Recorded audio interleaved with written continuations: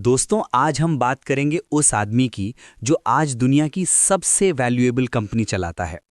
Apple, Microsoft, Google, सबके पास पैसा है, लेकिन इन सब को चलाने के लिए जिस इंजन की जरूरत है, वो इंजन बनाता है एक आदमी। उसका नाम है जेनसेन हुआंग, एनवीडिया के फाउंडर और सीईओ। लेकिन ये वीडियो किसी टेक बिलियनर की सक्सेस स्टोरी नहीं है, ये वीडियो एक सर्वाइवल गाइड है। जेनसेन हुआंग बाकी सीईओ से अलग हैं। वो गोल्फ नहीं खेलते, वो सूट नहीं पहनते, वो 60 साल के हैं और लेदर जैकेट पहनकर घूमते हैं।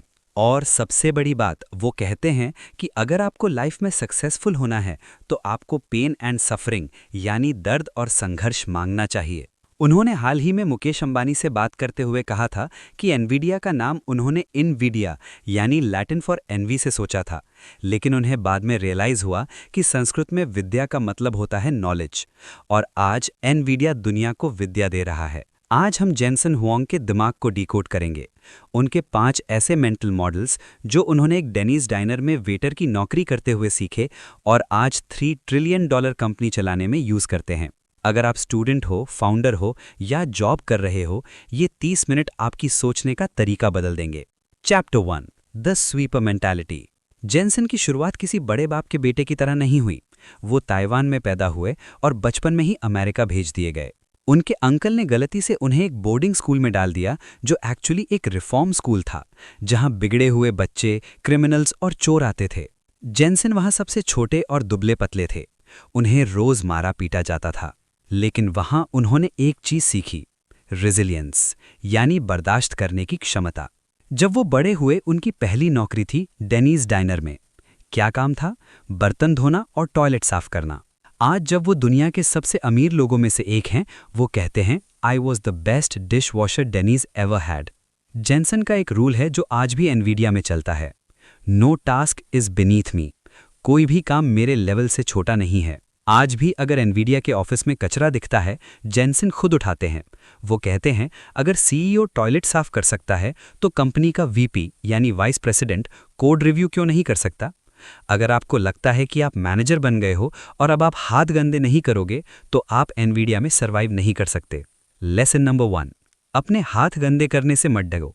जिस दिन आपने सोचा कि ये काम मेरे स्टेटस के नीचे है, उसी दिन आपकी ग्रोथ रुक जाएगी। Chapter 2, intellectual honesty. एनवीडिया आज सफलता की चोटी पर है, लेकिन एक वक्त ऐसा था जब कंपनी बंद होने वाली थी। सिर्फ 30 दिन का पैसा बचा था। कहानी 1996 की है। एनवीडिया ने एक कॉन्ट्रैक्ट साइन किया था सेगा, जो उस टाइम गेमिंग का किंग था, के साथ। एनवीडिया को उनके लिए एक 3D चिप बनानी थी।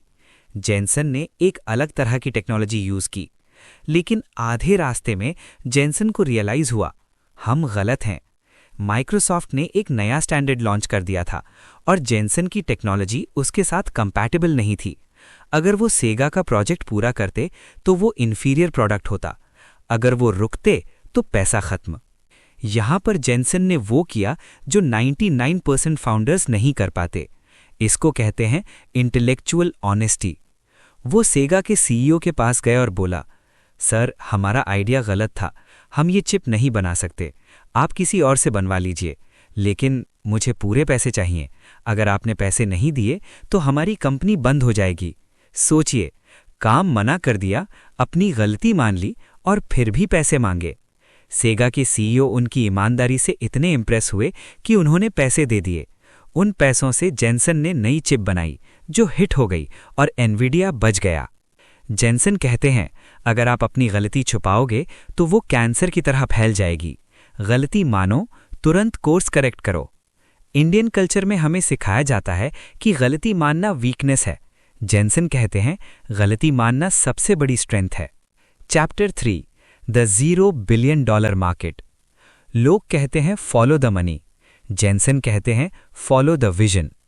2006 में एनवीडिया ने एक टेक्नोलॉजी लॉन्च की जिसका नाम था कूडा।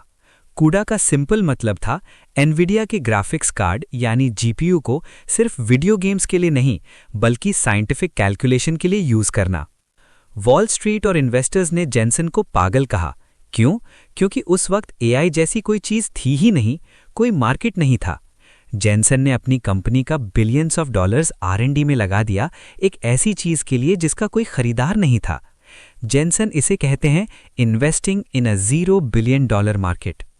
वो मार्केट जो आज एग्जिस्ट नहीं करता, लेकिन फ्यूचर में सब कुछ वहीं होगा।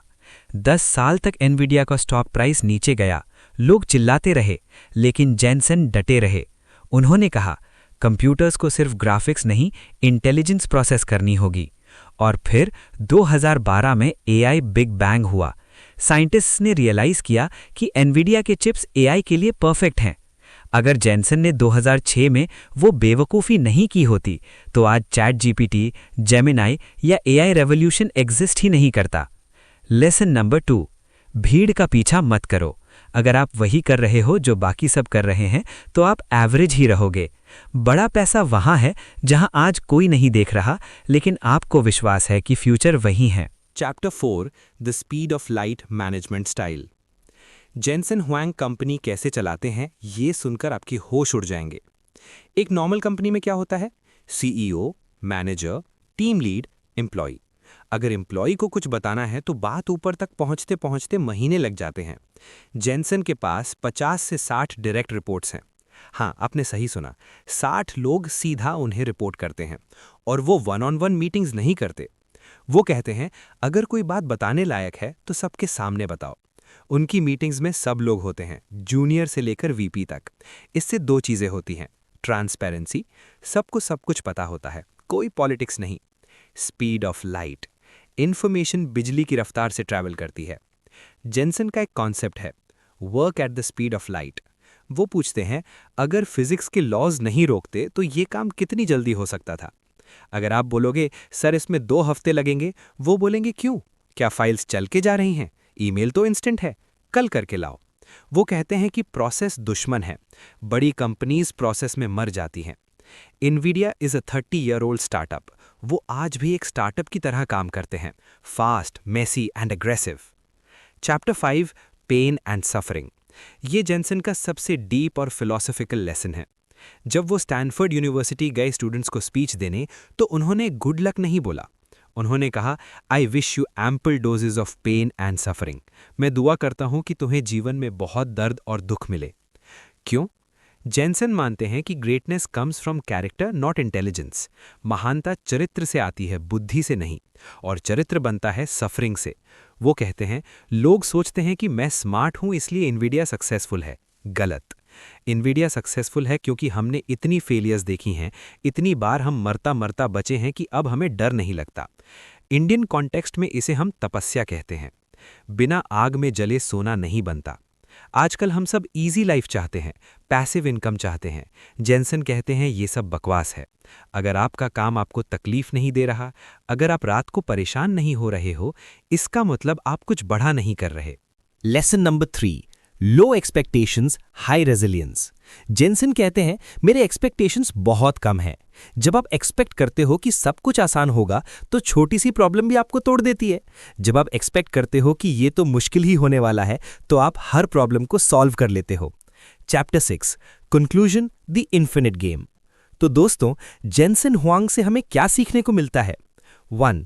No job is beneath you. चाहे आप CEO बन जाओ, लेकिन स्वीपर वाला एटीट्यूड मत छोड़ो, डिटेल्स में घुसो। 2. Intellectual honesty. गलती मानो, ईगो को साइड में रखो और कंपनी या मिशन को बचाओ। 3. Bet on the $0 billion market. आज के ट्रेंड्स मत देखो, 10 साल बाद की जरूरत देखो। 4. Love the suffering. दर्द से भागो मत, वही आपको बनाएगा। जेनसन हुआंग आज भी सुबह 6 बजे उठते हैं और रात तक काम करते हैं। उनके पास $100 बिलियन से ज्यादा है, वो रिटायर हो सकते हैं, लेकिन वो कहते हैं, working is relaxing for me. क्योंकि उनके लिए ये बिजनेस नहीं है, ये एक क्राफ्ट है, एक कला है। अगर आपको अपनी लाइफ में नेक्स्ट लेवल पर जाना है, तो थोड़ा जेनसन हुआंग बनना पड़ेगा, थोड़ा दर्द सहना पड़ेगा, थोड़ी इंटेलेक्चुअल ऑनेस्टी लानी पड़ेगी और मानना पड़ेगा कि स्पीड ऑफ लाइट से कम कुछ भी एक्सेप्टेबल नहीं है। दोस्तों, अगर आपको ये no drama pure knowledge format पसंद आया, तो कमेंट में लिखो विद्या यानी नॉलेज। और अगला ब्रेकडाउन किस पर चाहिए, जेफ बेजोस या नवल रविकांत, नीचे बताओ। चैनल को सब्सक्राइब करो, क्योंकि हम यहाँ टाइम पास नहीं, एम्पायर बिल्डिंग की बात करते हैं। See you in the next one.